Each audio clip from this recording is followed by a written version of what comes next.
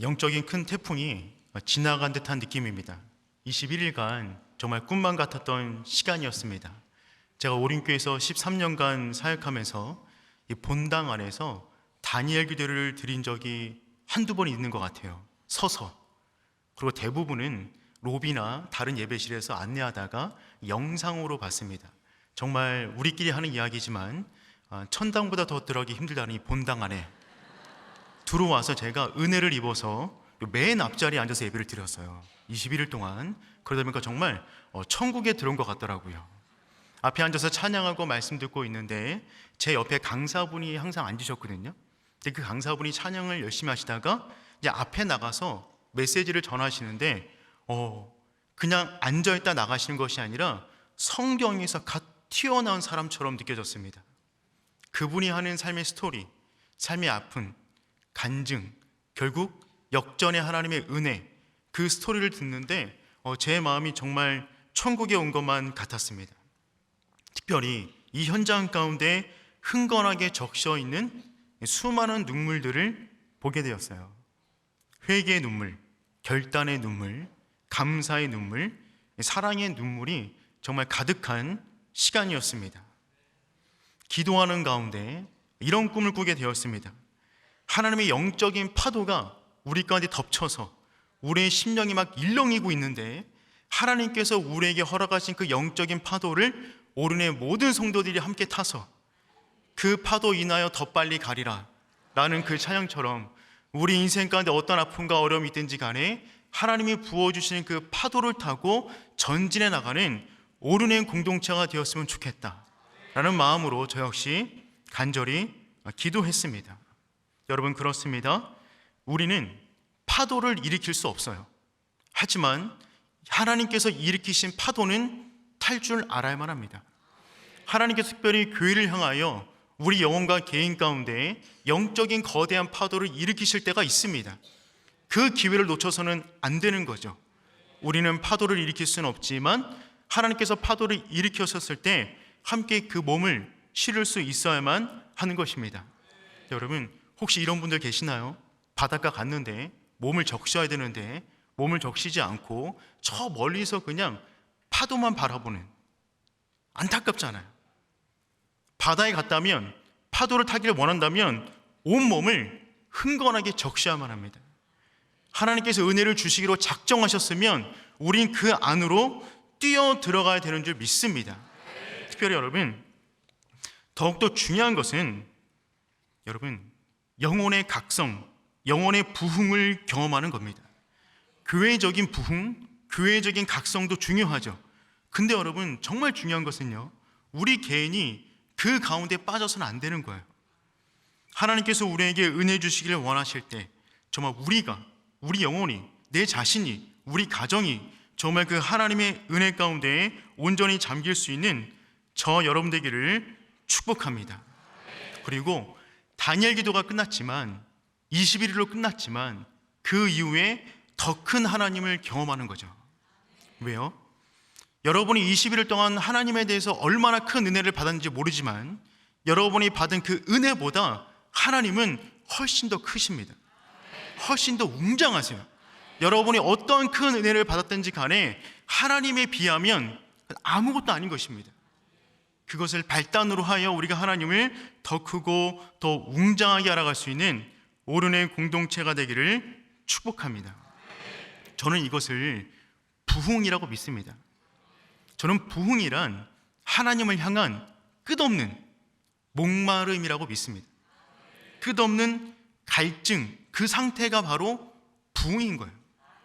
그 갈증 있는 사람은 어떻게 하든지 간에 하나님 앞으로 나아갑니다.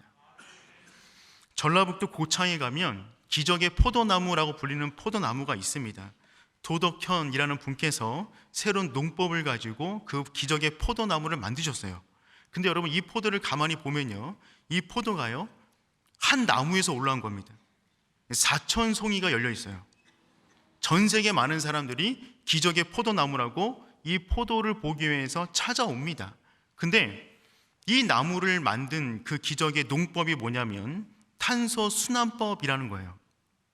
굉장히 어려운 내용이고 저도 봤는데 무슨 얘기인지 모르겠습니다. 그런데 두 번째가 인상적이었어요. 그건 뭐냐면 단순히 탄소 순환법 때문에 이렇게 웅장한 포도 열매가 맺은 것이 아니라 물 주는 방법이 독특하더라고요. 물을 어떻게 주냐면 뿌리 한가운데 물을 주지 않습니다. 뿌리 한가운데 물을 주는 것이 아니라 뿌리 저 멀리 근처에다 물을 줘요. 그러니까 뿌리들이 어떻게 하냐면 갈증이 나서 그 물을 먹기 위해서 마구마구 뻗어나가는 것입니다. 마구마구 뻗어나가는 그 갈증, 그 목마름, 그 물길을 향한 허덕이는 몸부림을 통하여 뿌리가 굵어지고 깊어지고 튼튼해지니까 저렇게 엄청난 포도나무가 열린다는 것이죠. 여러분, 하나님을 향한 그 열망, 그 갈증, 그 몸부림이 우리 인생의 지경을 넓혀갑니다. 우리 인생의 담장을 넘어 더 큰 하나님을 경험하게 되는 것이죠. 릭 워렌 목사님은 다음과 같은 말씀을 하셨어요. 하나님의 은혜의 동산에서는 심지어 상한 나무도 열매를 맺는다. 얼마나 멋진 표현이에요. 하나님의 은혜의 동산에서는 심지어 상한 열매도 열매를 맺는다. 여러분, 파스칼이라는 분 계시잖아요. 그분이 팡세라는 책을 썼는데 그 책에 이런 표현이 나옵니다. 인간은 우주 속의 물방울처럼 약하고 비참한 존재다. 근데 그 약하고 비참한 존재가 가장 위대한 피조물이 되는 이유는 하나님을 갈망하기 때문이다. 하나님을 갈망하는 유일한 존재라는 것입니다. 여러분, 인간 이상이 되는 것은 하나님을 향한 끝없는 갈망을 품을 때만이 가능한 줄 믿습니다. 하나님을 향한 끊임없는 영혼의 더듬이를 더듬어 주님을 더 많이 갈망하고 주님을 찾아나갈 수 있는 저 여러분 되기를 축복해요. 마치 시편 42편 그 시를 쓴 시인의 마음처럼 말이죠. 시편 42편 1절과 2절 말씀입니다. 우리 다 같이 한번 읽어보겠습니다. 시작. 하나님이여, 사슴이 시냇물을 찾기에 갈급함같이 내 영혼이 주를 찾기에 갈급하느니다. 내 영혼이 하나님 곧 살아계시는 하나님을 갈망하나니 내가 어느 때에 나아가서 하나님의 얼굴을 배울까. 아멘. 사슴이 시냇물을 찾기에 갈급함 같이. 얼마나 멋진 표현이에요. 사슴의 목구멍은 셀로판지처럼 얇대요. 붙으면 딱 붙어가지고 기도가 막혀서 죽을 수도 있다 그럽니다. 그러니까 팔딱팔딱 뛰면서 물을 찾는 거예요. 사슴이 시냇물을 찾기에 갈급함 같이. 성 버나드는 다음과 같은 4줄짜리 시를 썼습니다. 이 시를 굉장히 저는 좋아하는데, 우리는 주님을 맛 보았습니다. 오 생명의 떡이시여, 그럼에도 여전히 원 없이 먹고 싶습니다. 우리는 주님을 마셨습니다. 생명의 샘이시여, 그럼에도 우리의 영혼은 당신으로 더욱 채우기를 갈망합니다. 여러분, 만족하지 않는 거예요. 더 먹기를 원합니다. 더 마시기를 원합니다. 내면의 부흥의 상태를 말하는 것이죠. 하나님을 향한 영혼의 증폭의 상태를 말하는 것입니다. 그것이 부흥이고, 우리가 지금 그 상태로 21일 동안 다니엘 기도회를 완주했는 줄 믿습니다.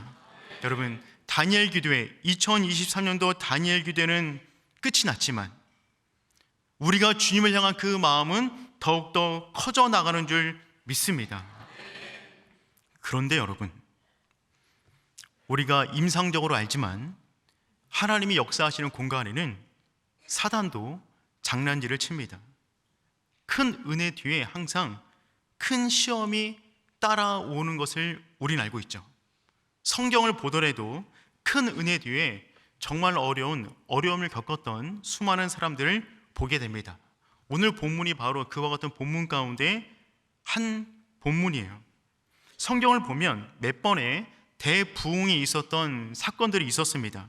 엘리야를 중심으로 한 갈멜산의 부흥, 요시야 왕이 성전을 수리하다가 율법책을 발견해서 일어난 부흥운동, 에스라를 중심으로 한 부흥운동, 세례 요한의 부흥운동, 오순절의 부흥운동, 그리고 오늘 본문의 미스바 대 부흥운동입니다.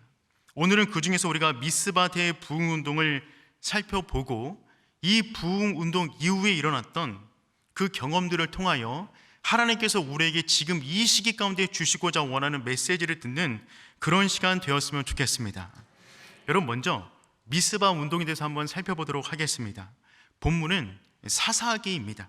아직 왕정시대가 아니에요. 그런데 실로에 있어야 할 법궤가 실로에 있는 것이 아니라 아비나답에 있었습니다.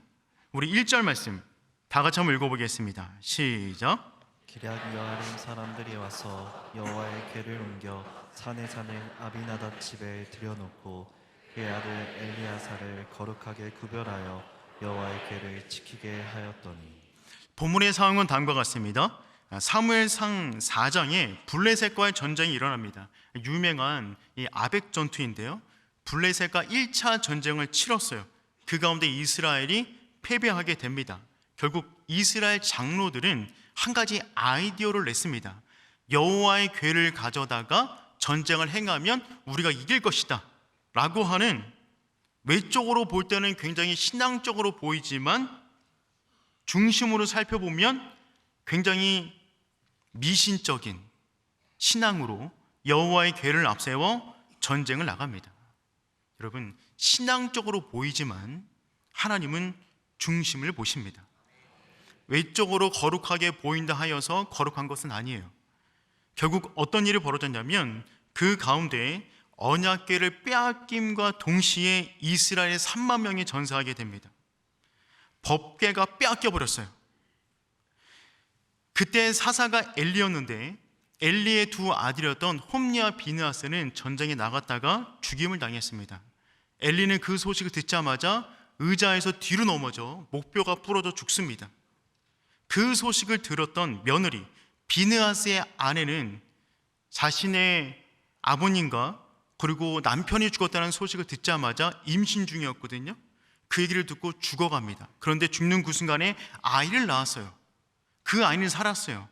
그 아이의 이름을 이가봇이라 지었습니다. 그 뜻은 무엇이냐면 하나님의 영광이 떠났다. 그 당시의 상황을 너무나 잘 표현해준 이름이 아닐 수 없습니다. 이스라엘 역사 이래 최악의 상황이었어요. 하나님의 임재의 상징이었던 여호와의 궤를 빼앗겨 버렸고 제사장 겸 사사였던 엘리가 죽임을 당한 것입니다. 온 나라는 패배주의와 두려움의 그늘에 짙게 눌렸습니다. 그런데 그 가운데 이 하나님의 궤가 블레셋 사람 땅에 들어갔는데, 여러분 놀라운 것은요, 하나님은 하나님의 영광을 스스로 드러내십니다. 여호와의 궤가 블레셋 땅 가운데 돌아다닐 때마다 그곳에 하나님의 영광이 임했어요. 그리고 블레셋 사람들이 여호와의 궤를 감당하지 못하게 되는 일이 벌어집니다. 그래서 어떤 일이 벌어지냐면 7달 동안 순회하다가 결국 기럇 여아림에 있는 아비나답의 집에 가지고 오게 됩니다. 이 아비나답은요, 엄밀히 말하면 이스라엘 땅인데 블레셋의 영향권 속에 있었어요. 그러니까 경계쯤 되는 지역입니다. 이곳에 여호와의 궤가 들어가게 되는데 그곳에 20년 동안 방치하게 됩니다. 2절 말씀 다 같이 한번 읽어보겠습니다. 시작. 궤가 기럇 여아림에 들어간 날부터 20년 동안 오래 있은지라 이스라엘 온 족속이 여호와를 사모하니라. 여러분, 20년 동안 있었대요. 여러분, 10년이면 강산이 변하는데 강산이 2번이나 바뀌는 동안에 여호와의 궤를 방치한 거예요.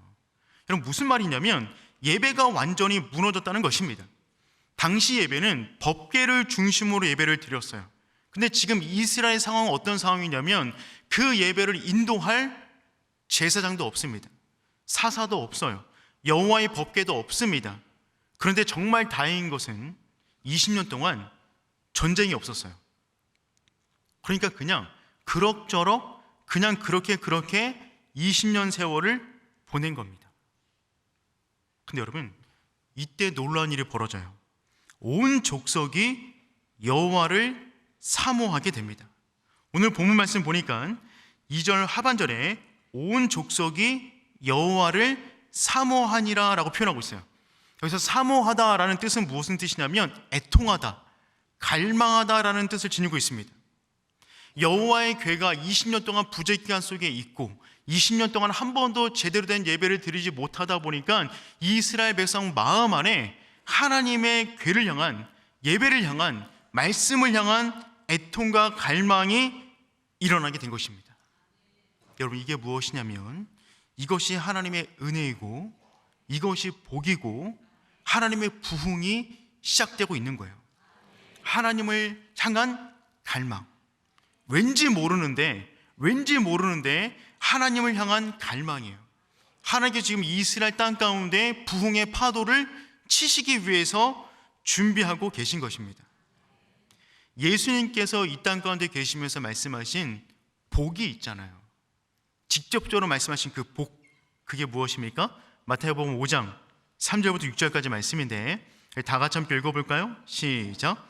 심령이 가난한 자는 복이 있나니 천국이 그들의 것이며 애통하는 자는 복이 있나니 그들이 위로를 받을 것이며 온유한 자는 복이 있나니 그들이 땅을 기업으로 받을 것이며 의에 줄이고 목마른 자는 복이 있나니 그들이 배부를 것이며. 아멘. 심령이 가난한 것, 애통하는 것, 의에 줄이고 목마른 것, 하나님을 향한 갈증이 있는 것, 그것이 복이랍니다. 여러분, 이스라엘은 지금 이 복의 맛을 조금 보기 시작했어요. 그러자 하나님께서 준비가 되자 20년 만에 사무엘을 역사 가운데 등장시키십니다. 우리 3절 말씀 다 같이 한번 읽어보겠습니다. 시작. 사무엘이 이스라엘 온 족속에게 말하여 이르되 만일 너희가 전심으로 여호와께 돌아오려거는 이방신들과 아스타롯을 너희 중에서 제거하고 너희 마음을 여호와께로 향하여 그만을 섬기라. 그리하면 너희를 블레셋 사람의 손에서 건져내시리라. 아멘. 여러분, 사무엘 3장에 등장하는 사무엘은 12살쯤 되었습니다. 그런데 지금 20년 이후에 사무엘이 갑자기 역사 속에 등장한 거예요. 그러니까 30대 초반의 사무엘이 등장한 것입니다. 이 사람은 이제 하나님께서 일으키실 파도의 영적 기수로서 백성 앞에 서 있는 것입니다. 여러분, 그런데 사무엘이 이 외침을 요약해보면 다음과 같아요. 너희가 전심으로 여호와께 돌아오려거든. 전심으로 돌아오려거든. 여러분, 하나님은요, 전심이 아닌 것은 받지를 않으십니다. 여러분, 전심이란 송두리째입니다. 뿌리째, 송두리째, 모든 걸 다하여 하나님께 돌아와야 된다는 거죠. 여러분, 99%가 아니라 100%예요. 99%하고 100%는 하나 차이지만 하나가 아닌 거죠. 여러분, 99도에서는 물이 끓지 않아요. 1도 차이지만 100도가 돼야, 1도가 보태져야 상태가 변합니다. 액체에서 기체가 되는 거죠. 흔히 말하는 임계점이라고 합니다. 상태가 완전히 바뀌는 거죠. 여러분, 우리가 하나님께 돌아가기를 원한다면 전심을 다해서 돌아가야 되는 줄 믿습니다. 하나님을 향한 그 마음을 포기해서는 안 되는 거죠. 역대하 16장 9절 말씀은 다음처럼 말하고 있어요. 우리 다 같이 함께 읽어보겠습니다. 시작. 여호와의 눈은 온 땅을 두루 감찰하사 전심으로 자기를 향하는 자들을 위하여 능력을 베푸시나니. 아멘. 여러분, 전심으로 자기에게 향하는 자들을 위하여 능력을 베푸신다니. 여러분, 하나님을 향한 마음은요, 일단은 진심이 중요해요. 진심은 방향과 같아요. 방향. 진심이 중요한데 진심 이후에는 전심이 있어야 됩니다. 전심은 열정이에요. 여러분, 진심도 중요하지만 전심이 빠져버리면 하나님께로 향한 온전한 마음으로 우리가 그분 앞으로 나아갈 수가 없는 것입니다. 마음을 나누지 아니하고 주님께 온 삶을 쏟아 붓는 거죠. 그리고 사무엘은 말합니다. 그만 섬기라. 우리 3절 말씀 다시 한번 읽어볼까요? 시작. 사무엘이 이스라엘 온 족속에게 말하여 이르되 만일 너희가 전심으로 여호와께 돌아오려거든 이방신들과 아스타롯을 너희 중에서 제거하고 너희 마음을 여호와께로 향하여 그만을 섬기라. 그리하면 너희를 블레셋 사람의 손에서 건져내시리라. 아멘. 여기 보니까 이 3절의 긴 문장을 저는 이 두 문장으로 한번 정리해 봤거든요. 첫 번째는 뭐냐면 바알과 아스다롯 그만 섬기라. 그만은 스톱이에요. 두 번째 여호와만 그만 섬기라. 두 번째 그만은 only 하나님이 이끄신 것입니다. 여러분 3절 말씀 보니까 이방신들 바알과 아스타롯을 그만 섬기고 오직 너희의 마음을 여호와께로만 그만 섬기라. 여러분 우리에게는 이 두 가지 그만 섬기라 라고 하는 구호가 우리에게 필요한 줄 믿습니다. 여러분 바알은요 남성 신이에요. 비와 풍년을 가져다주는 신입니다. 그림이 보이시죠? 그림 보시면 이 이방신들은 항상 쌍으로 나옵니다. 부부인데요. 바알은 비와 풍년을 가져다 주고 아스타롯은 쾌락을 가져다 줍니다. 그리고 얘는 나름대로 족보가 있어요. 아버지는 다곤이에요. 다곤 씨는 저렇게 생겼어요. 얘가 아니고요. 요건. 네.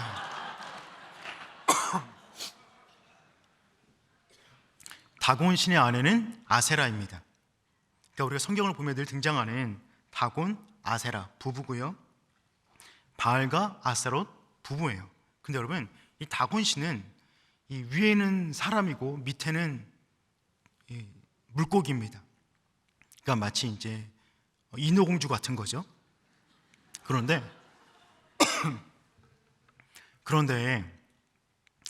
여호와의 법궤가 블레셋 땅 가운데 제일 먼저 들어갈 때가 다곤 신전 안에 들어갔어요.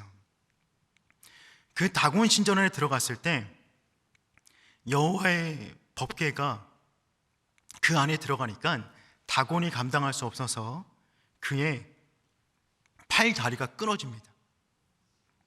그러니까 이런 우상을 믿어서는 안 되고 다 거짓인데 이스라엘 백성들 여전히 이것들을 마음에 품고 있었던 거예요.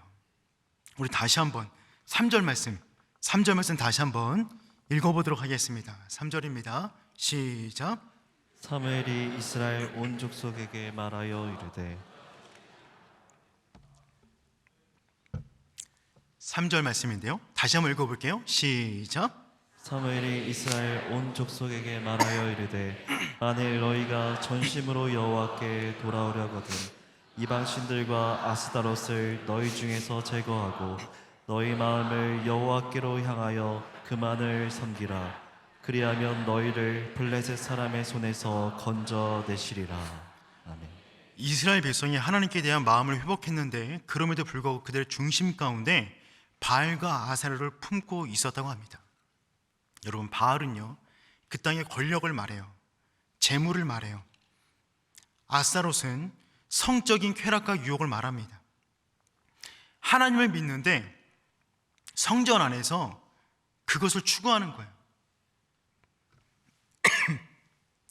하나님을 믿으면서 하나님을 온전히 섬기는 것이 아니라 바알과 아스타롯을 섬기는 것입니다. 그러니 여러분 그 예배가 제대로 되었겠습니까? 제대로 될 수가 없는 것이죠.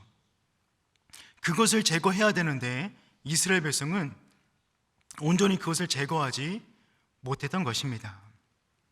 여러분 우리가 다니엘 기도를 통해서 다시 한번 우리 가운데 갖는 그 믿음은 무엇이냐면 우리 가운데 있는 그 온갖 우상을 제거할 수 있는 저와 여러분 되기를 축복합니다.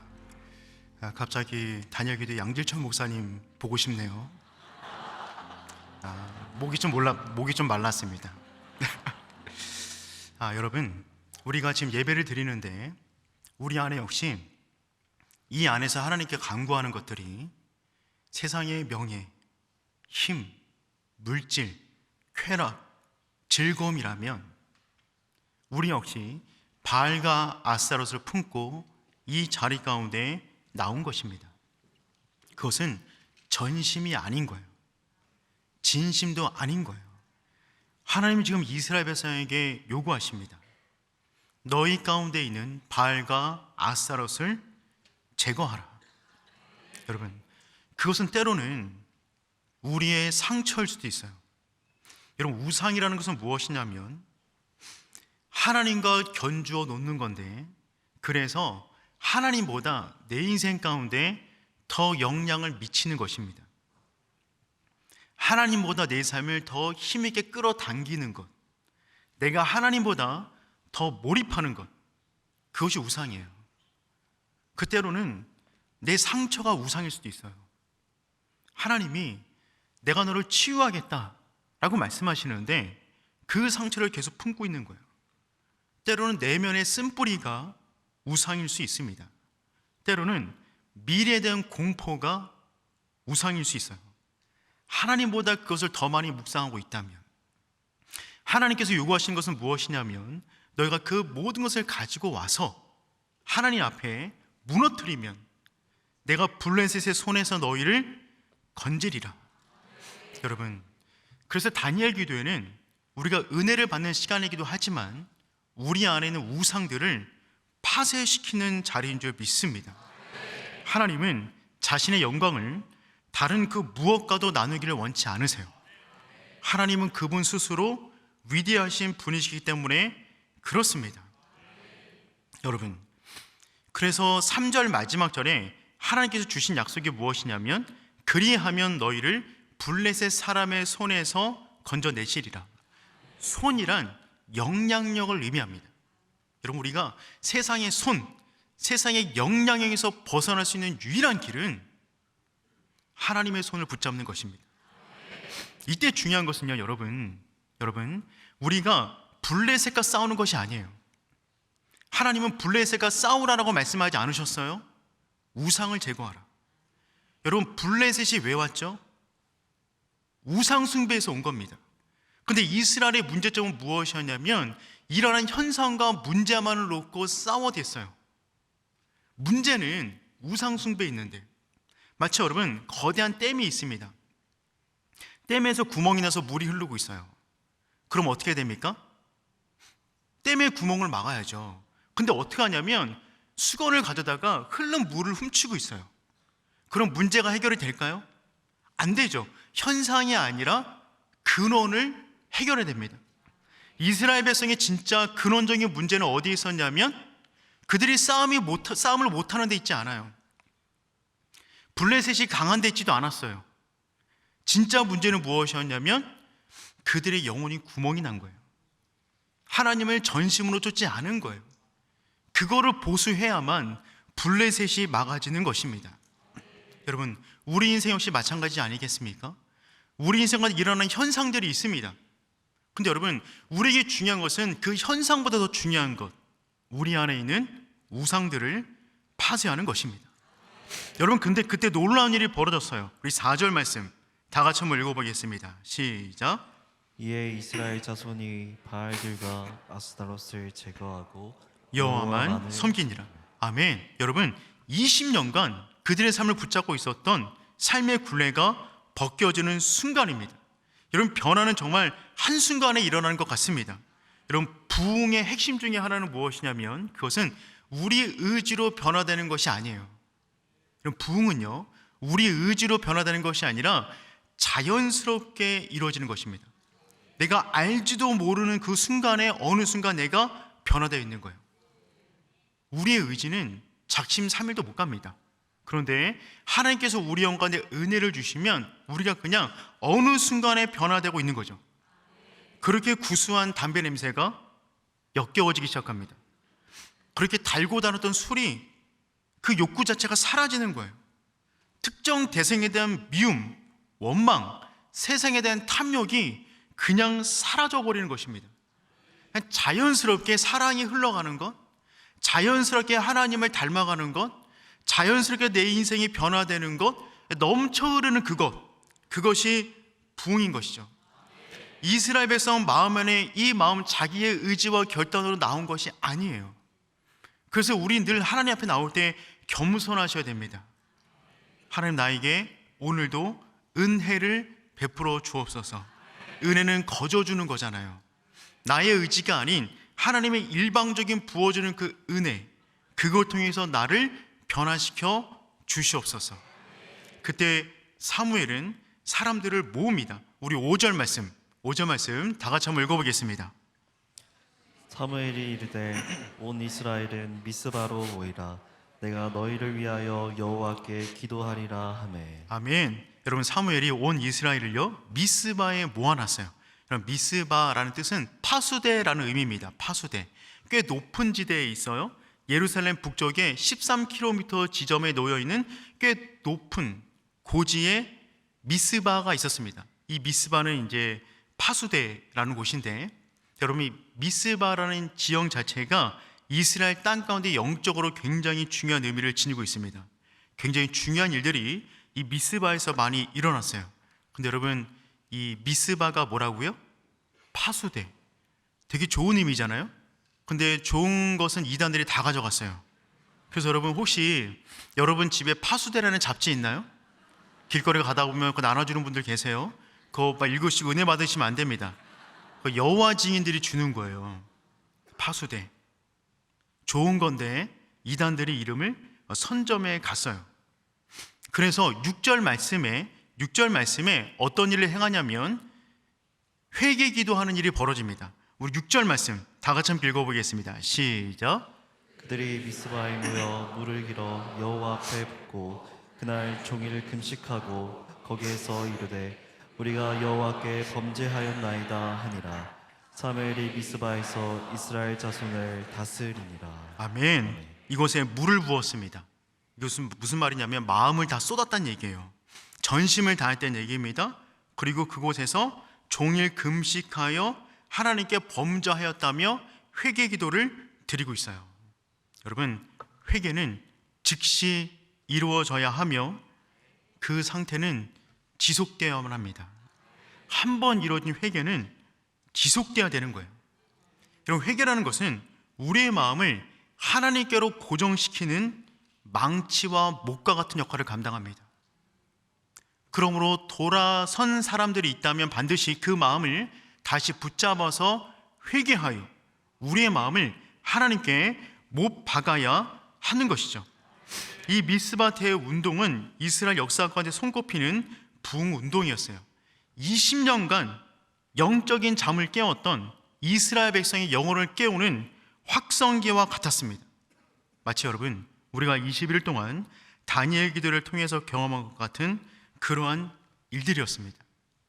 그곳에 마음을 붓고 우상을 쪼개고 금식 기도하며 우리가 범죄하였나이다 하나님께 간구하는 그 현장. 더군다나 이 현장은 온 족속이 다 모였어요. 그냥 한 개 부족이 모인 것이 아니라 온 족속이 다 모여서 미스바 대부흥을 일으켰습니다. 우리 역시 그와 같은 은혜를 경험하는 오른의 공동체 되기를 축복합니다. 여러분, 이제 다니엘 기도회가 끝난 지 며칠 되었어요? 3일 되었습니다. 작심 3일. 여러분, 그때 받은 은혜 지금도 잘 간직하고 있나요? 감사합니다. 여러분, 우리도 알지만 은혜의 현장에는 사단도 함께 부흥회를 엽니다. 여러분, 그래서 하나님도 우리를 간절히 원하시지만 사단도 우리를 간절히 원해요. 왜냐하면 우리를 통해서 죄가 확산되기 때문에 그렇습니다. 하나님이 우리를 향한 계획도 있지만 사단도 우리를 향한 엄청난 계획을 가지고 있어요. 그래서 여러분, 항상 은혜 뒤에 다가오는 시험을 우리는 대비해야만 합니다. 사단은 잠도 안 자요. 꿈속에서 우리를 괴롭힙니다. 쉬지 않고 우리를 넘어뜨리려고 그래요. 특별히 은혜 받은 사람, 특별히 그 가운데 3일쯤 지난 그 영혼 굉장히 좋아합니다. 왜요? 뭔가 허전하지 않나요? 20일 동안 매일 밤마다 나왔는데 22일째 꼭 나와야 될 것 같고 뭔가 허전하고 더 있으면 좋을 것 같고 그래서 멍하니 지내기도 하고 늘어지기도 하고 그러지 않으셨나요? 저만 그랬군요. 여러분, 그 허전한 마음, 공허한 그 마음에 사단이 역사합니다. 그래서 여러분, 우리는 지금 큰 부흥 이후에 다가올 시험을 어떻게 대비할 것인가, 부흥 이후의 부흥을 어떻게 유지할 수 있을 것인가에 대한 하나님의 지혜가 필요한 줄 믿습니다. 그런 의미에서 오늘 본문의 말씀은 우리에게 너무나 중요한 말씀인데, 부흥 이후에 그 부흥을 유지하고 더 크게 만들기 위한 첫 번째 것은 무엇이냐면 여호와께 쉬지 말고 부르짖는 것입니다. 우리 7절 말씀 다 같이 한번 읽어보겠습니다. 시작. 이스라엘 자손이 미스바에 모였다 함을 블레셋 사람들이 듣고 그들의 방백들이 이스라엘을 치러 올라온지라. 이스라엘 자손들이 듣고 블레셋 사람들을 두려워하여. 이스라엘 자손이 미스바에 모였다라는 소식을 블레셋이 듣게 되었습니다. 블레셋이 20년 동안 잠잠히 있었거든요. 근데 갑자기 얘네들이 자신들이 믿고 있는 신인 바알과 아스타롯을 갖다가 다 쪼개버리고 갑자기 미스바에 집결하니까 이들이 일어나기 시작했어요. 이스라엘이 뭔가 꿈틀꿈틀 거리는구나, 뭔가 변화가 있구나, 우리가 가서 쳐야겠다라는 마음을 가지고 지금 다가오는 것입니다. 여러분, 사단도 마찬가지예요. 건들 사람을 건듭니다. 건들지 않아도 될 사람들은 건드리지 않아요. 무언가 살아나려고 꿈틀꿈틀거리는 영혼들, 그 영혼들을 먼저 건드리는 것이죠. 이스라엘 백성 블레셋이 다가오니까 순식간에 두려움에 점령당합니다. 왜냐하면 이스라엘 백성들은 바벨론 징크스가 있어요. 바로 직전 20년 전 전쟁에서 여호와의 괴를 빼앗겼습니다. 엘리가 죽임을 당했어요. 그들의 후계자였던 홈리와 비느하스도 죽임을 당했습니다. 말 그대로 이가봇, 여호와의 영광이 떠난 시대를 20년간 살아왔어요. 그 엄청난 블레셋이 가만히 있다가 갑자기 미스바에서 대부흥운동을 일으키니까 다시 공격해 오는 거죠. 두려움의 감정이 다시금 올라오기 시작했어요. 그런데 여러분, 반응이 달랐어요. 8절 말씀 읽어보겠습니다. 시작. 이스라엘 자손이 사무엘에게 이르되 당신은 우리를 위하여 우리 하나님 여호와께 쉬지 말고 부르짖어 우리를 블레셋 사람들의 손에서 구원하시게 하소서 하니. 아멘. 여러분, 일단 이스라엘은 하나님을 향한 호칭이 달라졌어요. 우리 하나님 여호와께 쉬지 말고 부르짖어. 기도해달라고 요청합니다. 기도해달라고. 여러분, 이들은 왜 사무엘에게 기도를 요청했을까요? 전에 같으면 이렇게 하지 않습니다. 다가오면 그냥 나가서 싸우는 거예요. 자기 힘이 안 되면 미신적 신앙을 빌려다가 여호와의 법궤를 앞세우고 그냥 싸워버리는 것입니다. 근데 왜 지금 똑같은 상황에서 이스라엘 백성들은 사무엘을 찾아가서 쉬지 말고 기도해달라고 요청하는 것이죠? 3절 말씀에 힌트가 있어요. 3절 말씀 읽어보겠습니다. 시작. 너희 마음을 여호와께로 향하여 그만을 섬기라. 그리하면 너희를 블레셋 사람의 손에서 건져내시리라. 아멘. 3절에서 그만을 섬기면, 바알과 아스타롯 그만 섬기고 여호와 하나님 그만을 섬기면 블레셋 사람의 손에서 건져내시리라 라는 약속을 받았잖아요.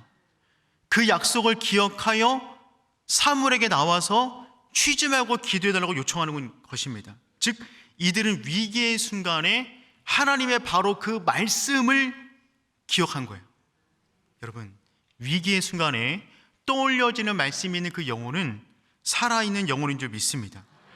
위기의 순간에 떠올려지는 말씀이 없으면 무너질 수밖에 없어요. 우리 목사님께서 설교 시간에 말씀해 주셨듯이 바로 그 말씀, 위기의 순간에 붙잡아야 할 바로 그 말씀이 우리에게 있어야 하는 것이죠. 예전에는 이런 반응이 나오지 않았습니다.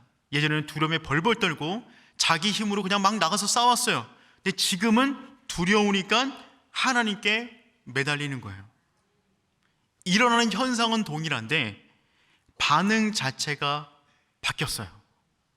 이것이 부흥입니다. 여러분, 쉬지 말고 기도하는 거예요. 그런 의미에서 모든 위기는 하나님의 은혜를 경험할 기회가 되는 것입니다. 우리 가운데 위기를 맞이했습니까? 여러분, 그 가운데 주저앉지 않기를 축복합니다. 모든 위기를 하나님의 은혜를 경험할 기회로 선용하는 저와 여러분 되기를 축복합니다. 여러분, 부흥 이후에 우리가 더욱더 집중해야 할 것은 더 깊은 기도입니다.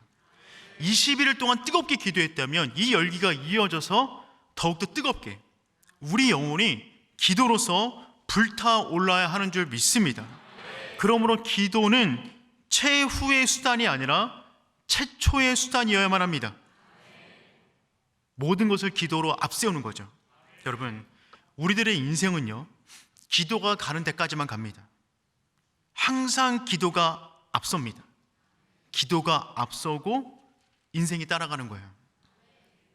오륜교회 스토리가 그거와 같지 않나요? 목사님 기도하시는 가운데 하나님 음성 듣고 기도로 선포하십니다.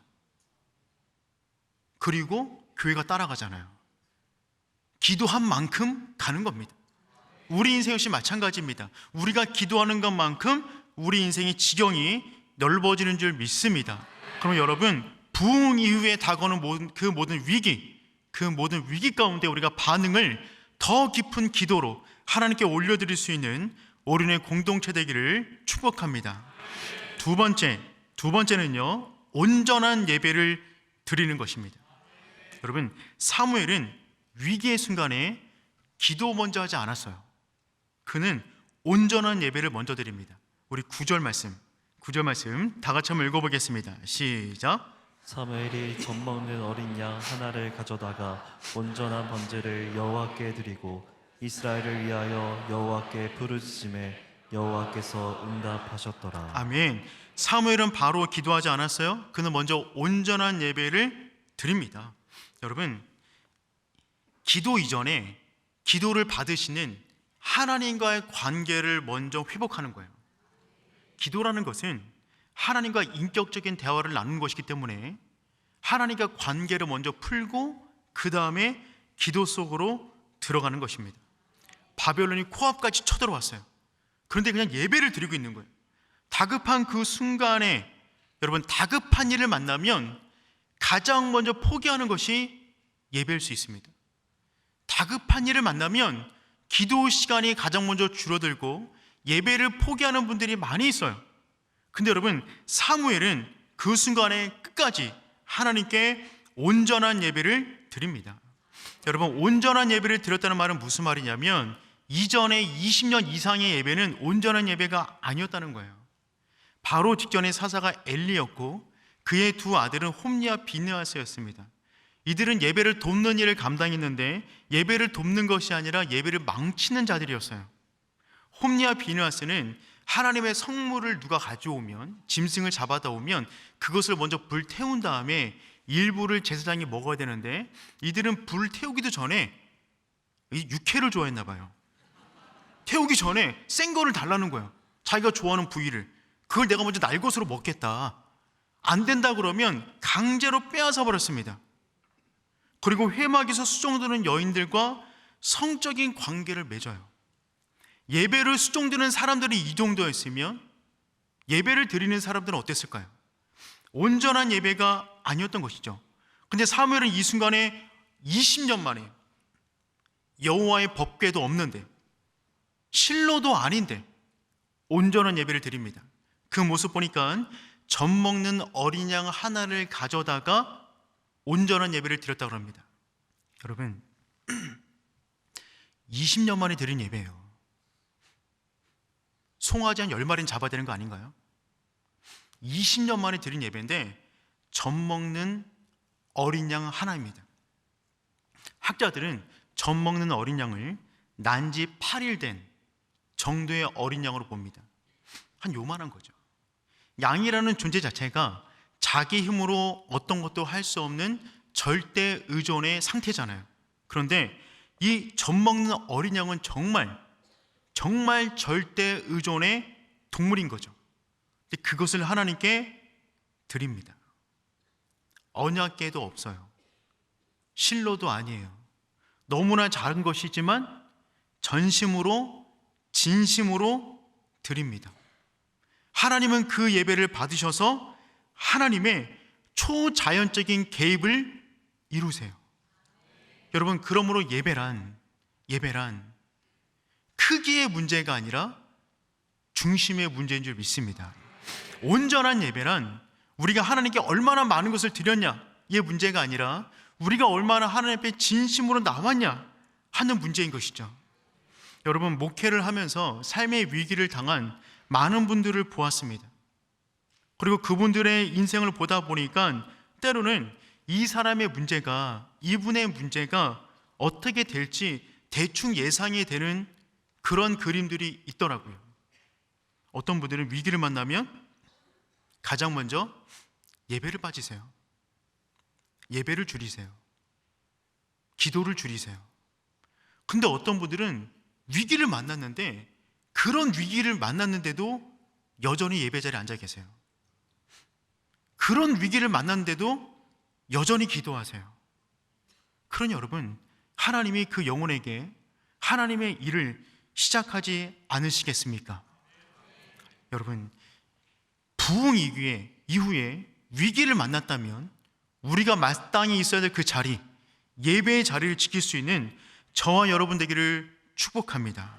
여러분, 9절 말씀 보니까 여호와께 부르짖음에 라고 표현하고 있는데, 여호와께 부르짖다라는 단어는 짜크라는 단어예요. 따라해 봅시다. 자크. 그 다음에 그러자 여호와께서 응답하셨다. 응답은 아나예요. 따라해 볼까요? 아나.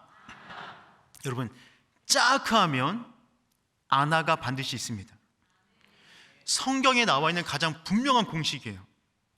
여러분, 이 땅 가운데 있는 그 어떤 공식보다 가장 분명하고 확실한 공식은 무엇이냐면, 여호와께 부르짖으면, 짜크하면 하나님의 응답 아나가 반드시 있다라는 것입니다.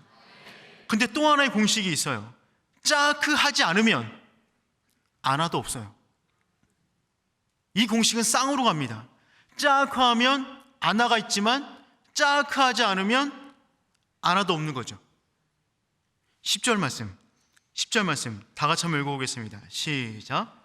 사무엘이 번제 드릴 때에 블레셋 사람이 이스라엘과 싸우려고 가까이 오매, 그날에 여호와께서 블레셋 사람에게 큰 우레를 발하여 그들을 어지럽게 하시니 그들이 이스라엘 앞에 패한지라. 아멘. 여러분, 블레셋 사람이 공격하러 오는데 그때 짜크했어요. 그저 하나님의 아나가 떨어졌습니다. 어떻게 왔냐면 하늘에서 우레가 떨어졌어요. 여러분, 블레셋 사람들이 이스라엘을 사방으로 우겨쌌습니다. 이스라엘 백성은 여전히 그 자리에서 예배를 드리고 있어요. 그런데 하나님의 우레가 하늘에서 떨어졌어요. 사방에 우겨쌈을 당해도 하늘은 열려있는 줄 믿습니다. 그러자 이 블레셋 사람들이 두려워하여 떨었다라는 이 표현, 영어로 보면 패닉이에요. 완전히 패닉 상태가 되었다. 여러분, 우리가 여전히 기도자를 지키고 하나님 앞에 마음을 토로하는 기도를 드릴 때, 그 순간에 우리가 하나님께 짜크할 때 하나님의 아나가 분명하게 우리에게 임하는 줄 믿습니다. 그때 어떤 일이 벌어지냐면 이스라엘 백성이 거기서 멈추는 것이 아니라 이제 그들을 추격하기 시작합니다. 우리 11절 말씀 다 같이 한번 읽어보겠습니다. 시작. 이스라엘 사람들이 미스바에서 나가서 블레셋 사람들을 추격하여 백갈 아래까지 이르기까지 쳤더라. 아멘. 이스라엘 백성이 이제 추격하는 거예요. 그냥 싸우는 것도 아니고 따라가는 겁니다. 이스라엘 백성은 손에 무기도 없어요. 지금 예배 드리는 참이었어요. 우리 같으면 성경책 들고 따라가는 겁니다. 지금 그냥 막 따라가는데 백갈까지 따라가요. 이것은 이스라엘 백성이 빼앗겼던 땅이었어요. 근데 어디까지 가냐면 14절 말씀 읽어볼까요? 시작. 블레셋 사람들이 이스라엘에게서 빼앗았던 성읍이 에그론부터 가드까지 이스라엘에게 회복되니 이스라엘이 그 사방 지역을 블레셋 사람들의 손에서 도로 찾았고 또 이스라엘과 아모리 사람 사이에 평화가 있었더라. 아멘. 에글론에서부터 가드까지 빼앗겼던 곳을 회복하게 됩니다. 여러분, 가만히 예배드리다가 하나님께 짜크했는데 하나님의 아나가 임했는데 우레가 떨어진과 동시에 그들의 땅이 회복되기 시작했어요. 빼앗겼던 그들의 땅을 회복합니다. 부흥 이후에 위기를 통하여 더 큰 부흥을 경험하게 되는 거죠. 은혜 위에 은혜더라. 그래서 그들은 기념하여 그때 기념비를 하나 세웁니다. 그것이 그 유명한 에벤에셀 기념비이죠.